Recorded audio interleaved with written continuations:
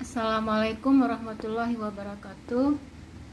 Ibu akan menjelaskan tentang jejas yang distimuli oleh virus hepatitis. Di sini dalam kasus ini ya HCC ya, atau HCC itu adalah hepatocellular carcinoma atau kanker hati ya. Jadi lebih dibahas ke masalah kanker hati ya akibat infeksi virus hepatitis ini ya. Oke, baik. Jadi sebenarnya penyakit hati itu macam-macam ya. Ada yang hepatitis karena disebabkan oleh HAV atau virus hepatitis A. Nah, ini tidak berpotensi sebagai kanker. Nah, jadi kalau terinfeksi hepatitis A itu kalau diberi pengobatan terapi yang benar ya, maka bisa bersih kembali. Jadi sel hati itu sel-sel yang terinflamasi itu mengalami regenerasi dan sel itu akan pulih kembali, jaringannya pulih kembali tanpa adanya parut ya. Nah, jadi agak sedikit berbeda dengan infeksi virus hepatitis B atau C ya. Jadi virus hepatitis B itu biasanya dia menginfeksinya itu bersifatnya progresif ya. Kadang gejala tidak muncul, tapi merusak hati itu secara progresif. Jadi menyebabkan inflamasi kronis. Nah, jadi lambat laun ya, lama kelamaan itu nanti akan merusak semua jaringan parenkim hati. Jadi sel hepatositnya rusak, sehingga organ hati itu mengalami pengerutan ya. Jadi sudah level sirosis dia. Jadi karena parenkim hatinya sudah habis, maka yang tinggal hanya sekat-sekat. Jadi antar satu lobulus hati dengan lobulus hati yang lain itu ada sekat kolagen. Nanti yang tinggal sekat kolagennya saja. Jadi yang mengalami inflamasi itu adalah sel-sel parenkim hatinya ya, rusak secara kronis, dan lama-lama hanya tinggal 20% saja yang bagus ya. Nah, jadi kalau sudah melebihi 20%, tinggal lebih kurang dari 20% yang bagus dari sel parenkim hati itu, maka manusia sudah tidak bisa bertahan. Nah, itu dia sudah karsinoma hepatik ya. Jadi tidak ada perbaikan sama sekali. Nah, biasanya disebabkan oleh virus hepatitis B atau gabungan dari hepatitis B dan C. Nah, biasanya virus hepatitis B dan C ini dia menular, bukan biasanya, memang kenyataannya seperti itu ya. Dia menular melalui darah ya. Jadi saat melakukan hubungan seksual ya dengan orang yang mengalami terinfeksi virus hepatitis B atau hepatitis C, maka bisa tertular atau melalui jalur transfusi darah ya. Jadi intinya lewat darah. Nah, sedangkan hepatitis A itu penularannya biasanya lewat oral ya. Jadi biasanya lewat makanan. Jadi makanan yang terkontaminasi dengan virus hepatitis A atau wadah makan yang kurang bersih ya. Jadi jalurnya jalur pencernaan. Nah, jadi di sini terlihat awalnya terjadi displasia ya. Jadi displasia ini sebenarnya awalnya kan dari hiperplasia ya. Jadi sel-sel itu membelah sangat aktif ya. Nah, kemudian sesuai dengan dengan definisi hiperplasia itu ya, sel-sel mengalami pertambahan jumlah ya. Jadi jumlahnya sudah nggak sama dengan sel normal, lalu ukuran selnya juga bisa berubah ya, artinya morfologik selnya berubah. Jadi dan juga pertambahan selnya itu ya, pertumbuhannya sangat aktif ya. Nah, lalu dia sampai pembelahnya sangat aktif sehingga terbentuk nodul ya. Nodul-nodul kelihatan seperti ini ya. Ada jendul-jendul ini, nodul-nodul istilahnya. Nah, jadi kalau dia sudah sampai level displasia, ini dikatakan tumor ya, atau cancer in situ ya. Ini semacam tumor dia, jadi selnya itu aktif membelah. Nah, ketika ya sel yang mengalami displasia itu mampu melakukan metastase, nah itu sudah kita dikategorikan menjadi tumor ganas atau kanker ya. Nah, jadi ini ada gambar yang ini nih ya, ini dan ini ya, adalah displasia nodul derajat tinggi atau HGDN ya. Jadi memperlihatkan perubahan molekuler mirip HCC ya. HCC ini adalah hepatocellular carcinoma, cancer. Jadi kanker hati ya. Nah, dan ini beresiko tinggi kalau sudah terbentuk HGDN ini ya, beresiko tinggi bertransformasi menjadi ganas ya, menjadi tumor ganas. Kemudian juga jadi HDGN ini nah, jadi HDGN ini kalau kita lihat, jadi sel-selnya itu lebih bersifat eosinofil ya. Jadi dia mengikat zat warna eosin jadi merah ya. Jadi sitoplasmanya itu merah. Ini dilihatkan ini adanya structures portal intranodular ya. Ini dengan panah ini ya. Jadi sel-sel yang mengalami HDGN itu dia bersifat eosinofil. Kemudian ada SCC ya, ini yang small. Nah, berdekatan dengan tractus portal. Jadi ada vena portal. Kamu kan sudah tahu ya, antara satu organ hati itu ya. Organ hati itu ada dua lobus kanan, lobus kiri. Kemudian masing-masing lobus itu terdiri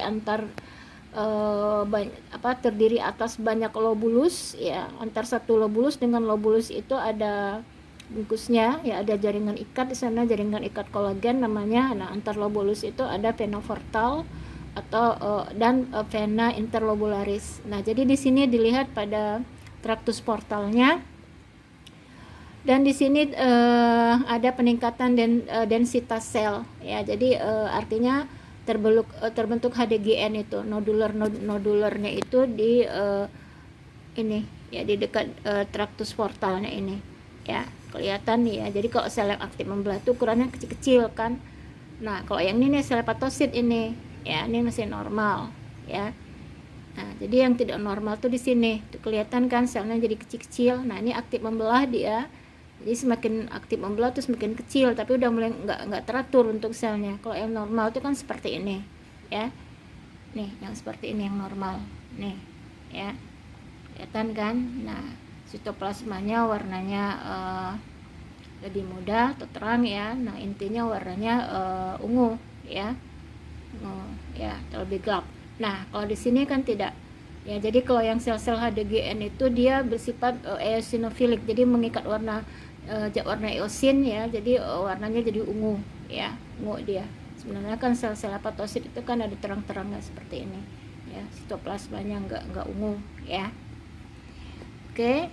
Nah, kemudian di sini ada yang displasia sel kecil ya. Displasia sel kecil tadi kan akibat ada nodulo HDGN itu ya, ada nodulus ya, selnya aktif membelah. Nah, jadi ada displasia sel kecil ya istilahnya. Nah, ini dia selnya menjadi lebih kecil, kamu lihat ya.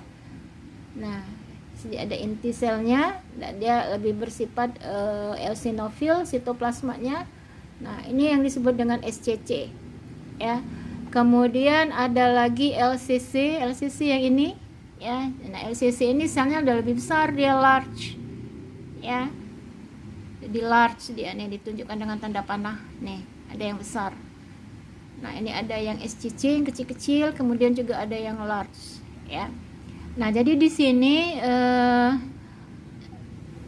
penurunan volume sel ya, peningkatan resiko nukleus, peningkatan rasio nukleus. Jadi dibandingkan sitoplasma, jadi intinya ya, jadi rasio inti nukleus dibanding dengan sitoplasmanya itu menurun ya. Jadi penurunan volume sel. Kemudian juga ada pleomorphi nukleus. Jadi pleomorphi ini jadi bentuk intinya itu ya berubah ya. Cuma di sini nggak dilihat kan terjadi perubahan seperti apa. Yang jelas Ibu lihat kalau sel hati yang normal itu intinya agak besar ya, nggak kecil-kecil seperti ini ya. Ini kan 200 kali pembesaran ya, harusnya nggak sekecil ini ya, kecil. Jadi malah yang kalau Ibu bilang yang sel hati normal itu agak seperti ini, dia besar-besar ya. Tapi sitoplasmanya nggak ungu, nggak eosinofil ya. Ini kan eosinofil ungu semua dia. Jadi di sini ada pleomorphin nukleus ringan katanya, dan hiperkromasia serta basopilia sitoplasma. Nah di sini terlihat malah sitoplasmanya basofil ya, basofil. Jadi bersifat basa. Harusnya kan sitoplasma itu dia bersifat asam. Nah inti yang bersifat basa ya. Jadi ada pergeseran pH jadinya. Ya, jadi ada terjadi perubahan pH di sana. Harusnya sitoplasma itu bersifat asam. Nah, ini sekarang dia bersifat basofil, basa, yang memberikan kesan nukleusnya menjadi padat, ya. Baik, selanjutnya tadi sel-sel yang mengalami displasia, ya, berarti dia aktif membelah, pembelahnya sudah mulai tidak terkendali, kemudian ukuran sel juga berbeda dengan ukuran sel normal, dan dia masih punya kapsul ya. Nah ada kapsulnya, ini dia. Nah jadi di dalamnya ada sel-sel, di dalam kapsul ini ada sel-sel yang aktif membelah nih, yang ditunjukkan dengan tanda panah. Nah ini yang sel yang disebut tadi yang HDGN tadi ya, ada nodul-nodul. Nah ini sel-selnya ini yang berdisplasia tadi, sudah berdisplasia dia. Nah jadi kalau sel-sel yang dia bersifat kanker, jadi sel itu membelah ya, ini kan selnya aktif membelah ya, hiperplasia kemudian menjadi displasia. Nah ini nggak tahu sel ini mau jadi apa ya, dia membelah terus. Nah jadi tidak terdiferensiasi ya. Harusnya kalau satu sel itu membelah ya, membelah aktif dia, nah nanti dia pada level tertentu dia akan mengalami yang namanya, kalau dia terus membelah ya, dia akan mengalami diferensiasi, dia akan berubah menjadi sel lain gitu. Dalam pola perkembangannya seperti itu. Nah, tetapi pada sel-sel yang HDGN tadi ya, yang sudah displasia dia, ya ini kanker tumor jinak sebenarnya ya. Nah, displasia. Nah, tapi katanya ada ciri-cirinya dia. Kalau dia mengalami apa tadi, yang HDGN tadi, nah dia itu cenderung menjadi keganasan nantinya, ya. Nah, jadi kalau di sini sel-sel ini membelah, nah dia nggak tahu mau jadi apa. Jadi dia diferensiasinya kurang baik katanya, ya, istilahnya seperti itu. Nah, sementara yang di C ini terjadi kapilarisasi sinusoid ya, lebih jelas pada nodul ya, bagian dalam HCC. Nah jadi pada karsinoma hepatik ya, jadi sinusoid itu kan sebenarnya istilah kapiler, kapilari ya, kapiler, pembuluh darah kapiler hanya pada organ hati ya. Jadi sinusoidnya itu ada, jadi dalam sel hati normal juga sinusoidnya banyak. Nah tetapi pada yang karsinoma hepatik ya, kapilarisasi sinusoidnya itu akan lebih jelas ya, karena sifat daripada kanker itu dia mampu angiogenesis kan, membentuk pembuluh darah baru. Jadi di vaskularisasi ke sana itu akan semakin meningkat ke sel kankernya, karena kan selnya itu aktif membelah. Nah maka kapilarisasi sinusoidnya itu akan menjadi jelas, artinya semakin tambah banyak dia vaskularisasinya untuk menghidupi sel-sel kankernya itu. Nah, jadi sel-sel kankernya itu ya di sini, ya, ini dia. Ini dia berada di kapsul, ada bungkusnya, karena dia masih displasia, tapi displasianya ini cenderung menjadi ganas kalau di sini, ya. Nah, jadi kalau dilihat vaskularisasi pada sinusoidnya meningkat, nah dia sudah menjadi HCC ya, atau hepatocellular carcinoma cancer ya. Baik, selanjutnya kita perhatikan di sini ya, ini adalah morphological dari organ hati yang tadi ada HDGN-nya ya. Jadi sudah ada displasia atau kanker in situ ya. Jadi kanker sel-selnya itu sudah aktif membelah tapi dia masih terbungkus gitu ya. Nah, di sini secara morfologikalnya terlihat di daerah parenkim hati itu di sini ada dibentuknya pseudogland. Jadi ada kelenjar-kelenjar semu, kemudian ada pseudoacini. Ya, jadi kalau ada kelenjar, jadi ada sel-sel kelenjar. Nah, ada namanya juga gland ya, kelenjar berarti ada sesuatu yang diproduksi oleh sel-sel kelenjarnya ini dan nanti disekresikan ke asininya, ke asinusnya gitu ya. Nah, ini yang panah oren. Ya, jadi panah oren ini adalah pseudogland dan pseudoacini. Jadi pada sel-sel yang sudah mengalami jadi sudah ada HDG-nya itu ya, HGD-nya. Nah, jadi ada ini ya, ada pseudogland dan pseudoacini. Kemudian yang ditunjukkan oleh panah hitam ini adanya plak biliaris ya. Jadi di biliarisnya itu, biliaris itu kan saluran empedu ya. Nah, itu ada flak-flak di sana ya. Kemudian juga ada trabekula ya, ada trabekula yang panah putih ya. Oke, nah ini yang gambar C. Kemudian pada gambar D, nah pada gambar D ini tampilan mikroskop HCC awal ya. Jadi hepatokarsinoma awal yang kanan bawah ya, ini kanan bawah. Nah, di sini sudah terlihat ada ini nodul steatotik tak berkapsul. Nah, nih ada nodul steatotik, ini tidak ada kapsulnya. Nah, kalau sudah nggak ada kapsulnya ini dia sudah menjadi sudah metastase ya, dia bisa metastase. Nah, jadi sudah menunjukkan ya ini kanker ya, sudah ada keganasan. Nah, kemudian yang